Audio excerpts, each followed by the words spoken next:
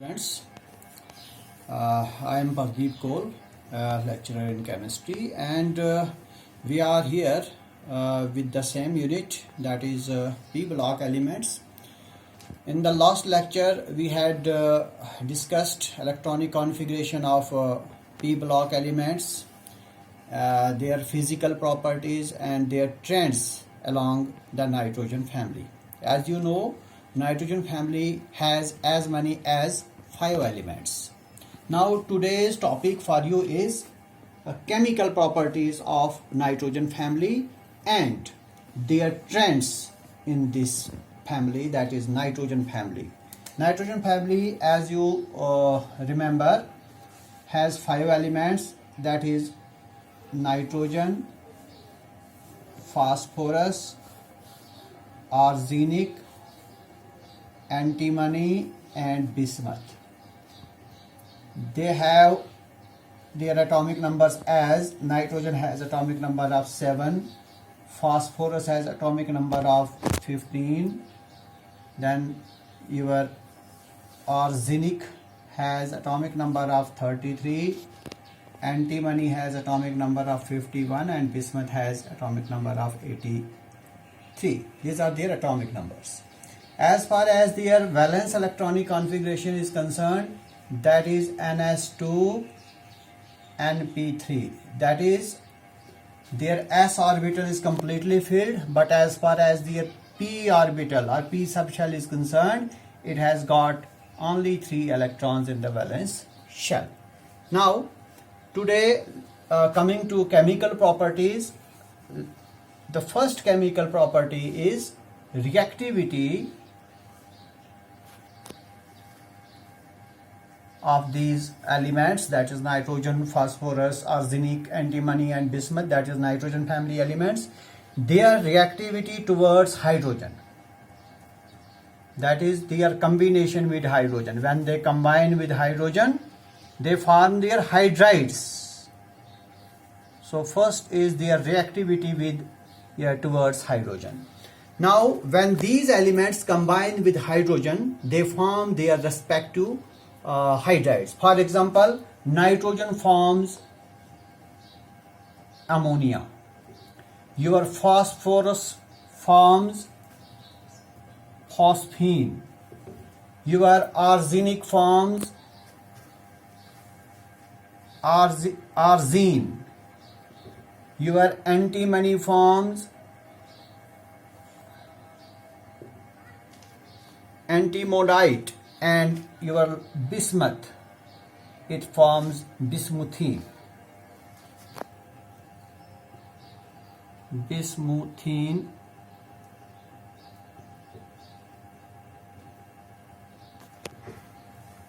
Antimonite, arsenide, phosphine and ammonia. Now in their chemical formula, we find that all of them, they form hydrides of H3 type, that is this type, EH3, where E stands for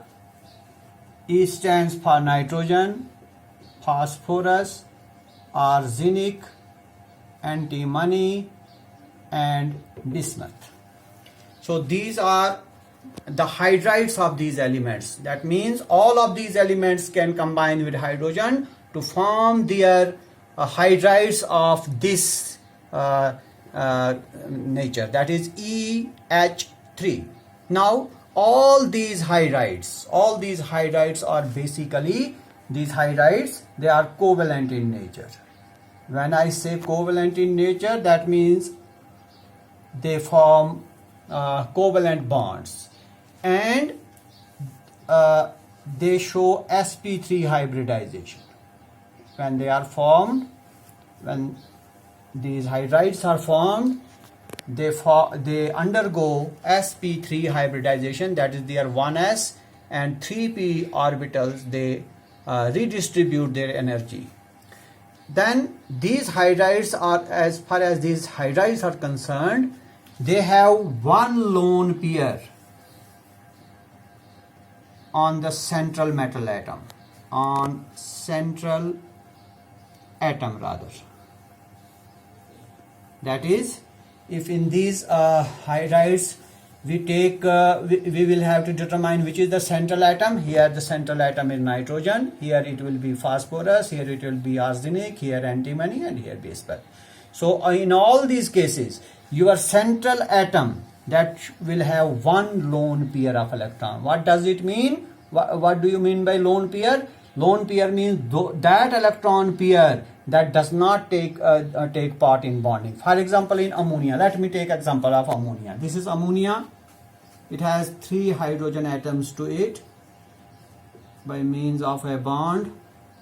Now you know the atomic number of nitrogen is 5 and its electronic configuration is the electronic number of nitrogen is 7 and its electronic configuration is 2 5. So how many electrons it has in the valence shell? It has 5 electrons. Now see, it has 5 electrons, 1 2 3, and then these 2, that is 5 valence electrons. You know that only valence electrons take part in bonding.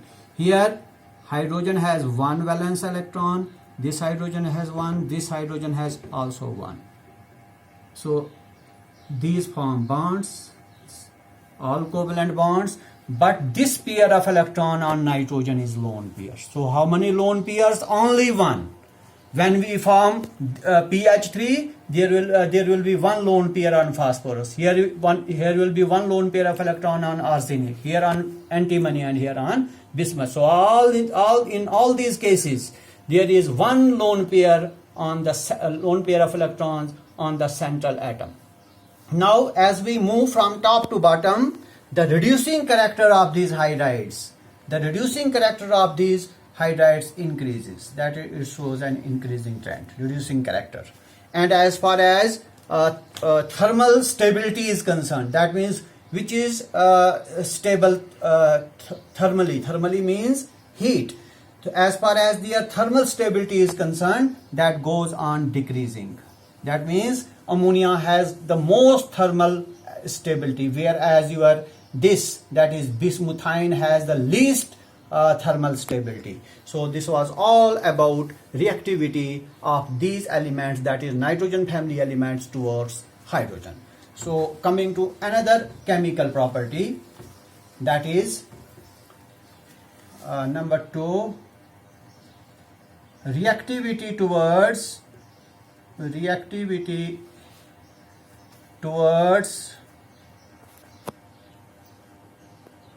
formation of oxides. In the first case, hydrides were formed, and now oxides will be formed with oxygen. Now as far as these elements are concerned, that is your nitrogen, phosphorus, arsenic, antimony, and bismuth. All these elements form oxides when they combine with nitrogen.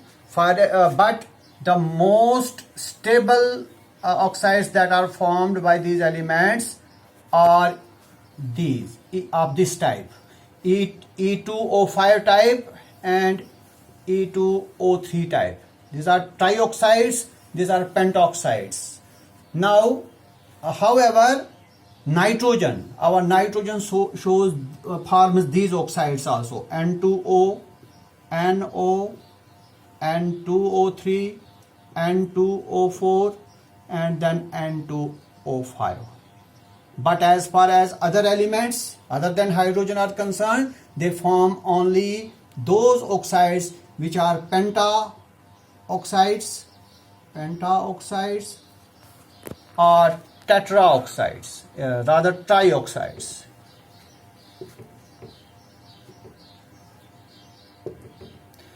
Now other elements of this family, they do not form these oxides. They form only either these pentaoxides, or they form these trioxides. So this is all about their reactivity of nitrogen family elements with oxygen to form oxides. Now coming to another chemical property, that is reactivity towards formation of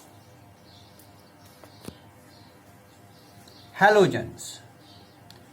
Halogens are elements of group number 17 shown by X, that is fluorine, chlorine, bromine, iodine, astatine. They are halogens.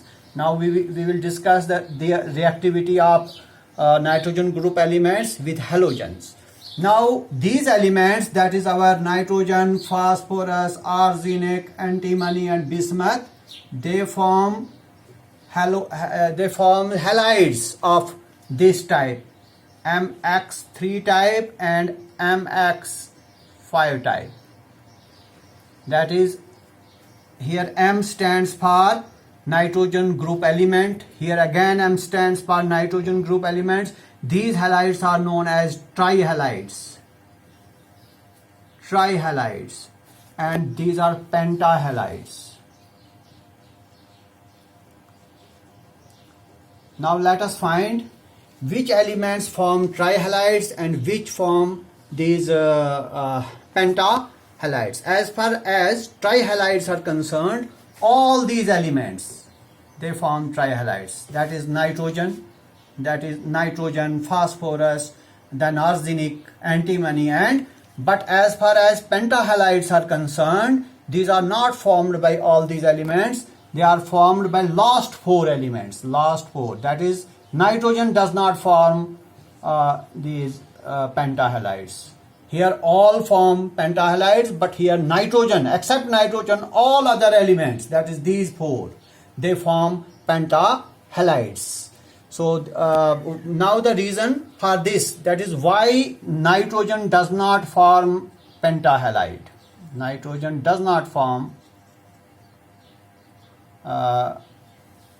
pentahalides. Reason for that is very simple, that nitrogen has no vacant d orbital. If we go to its electronic configuration, there will be no vacant d orbital in the valence shell.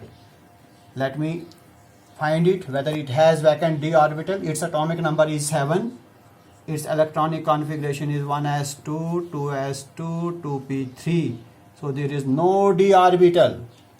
So that is why nitrogen does not form pentahalides, while as all other elements, phosphorus, arsenic, antimony, and they have that vacant d orbital. That is why they form pentahalides. Now coming to one more chemical property of these 15 group elements or nitrogen family element, that is their reactivity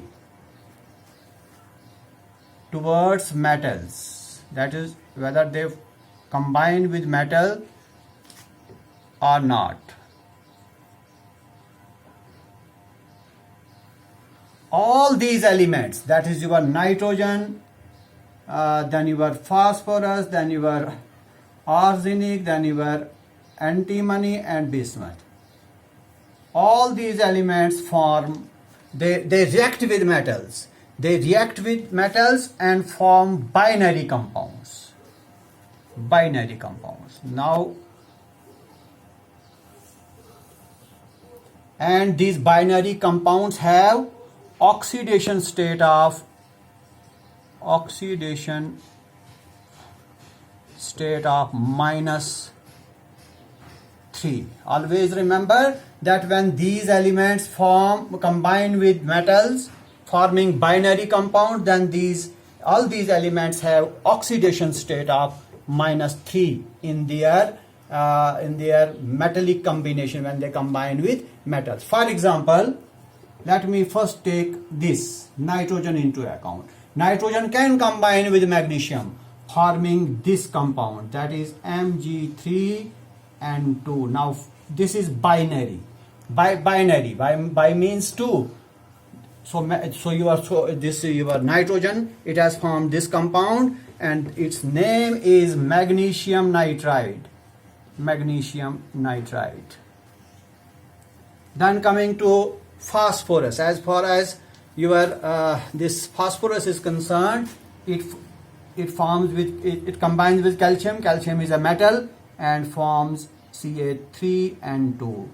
Its name will be calcium nitride. Calcium nitride.